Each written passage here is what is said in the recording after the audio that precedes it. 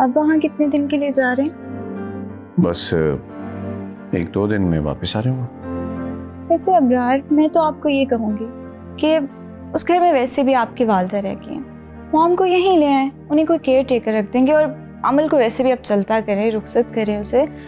और मैं सोच रही हूँ कि क्यों ना उस घर को रेंट आउट कर दिया जाए। तुम तो वाकई बड़ी बिजनेस दिमाग की औरत हो, मगर हर चीज में बिजनेस नहीं देखा जाता नताशा। जिंदगी में कुछ रिश्ते अहम होते हैं, कुछ जज्बात होते हैं, उनको भी देखा जाता है। कौन से जज्बात और ऐसे साथ की बात कर रहे हैं आप? देखो, वो घर मेरी माँ का है और मेरी माँ की उस घर से बहुत यादें वापसता हैं, और फिर मेरी बेटी का मेका है वो। तुम जो सोच रही हो मैं ऐसा हरगिज़ नहीं कर सकता।